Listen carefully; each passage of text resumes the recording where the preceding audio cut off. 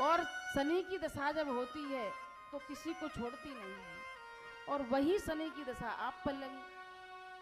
बोले ऐसा कैसे हो गया, मैं तो 6 महीने का बालक हूं और 6 महीने के बालक पर शनि की दशा कैसे लग जाएगी।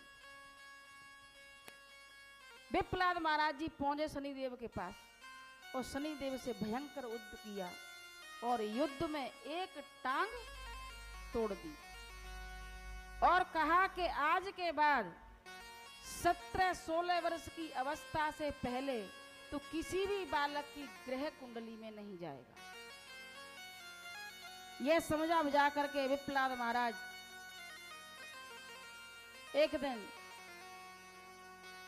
पद्मा नाम की राजकुमारी को सरोवर में स्नान करते हुए देखा। विप्लाद की उम्र कितनी है, कम से कम 95 वर्ष, और राजकुमारी कितने की है, 16 वर्ष की। उसको देख करके मन में विचार किया तो इससे विवाह करना चाहिए।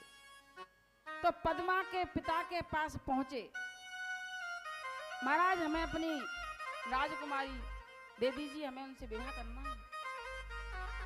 अब राजा मन में विचार करे, कहाँ 95 साल के बूढ़े बाबा और कहाँ मेरी 16 साल की कन्या, और करूं तो करूं क्या, यदि विवाह नहीं किया तो श्राप दे देंगे, तो मेरी तो राजधानी वैसे भस्म हो जाएगी। उन्होंने बड़े खुशी खुशी उनका विवाह किया। विवाह करने के पश्चात तपस्या करने लगे।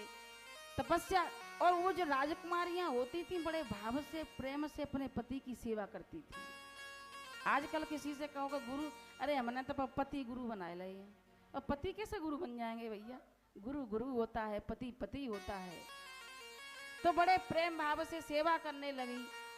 सेवा करते करते एक दिन विप्लाद जी के मन में विचार आया कि इस राजकुमारी ने मेरी बहुत सेवा की है, मैंने इसका जीवन खराब कर दिया।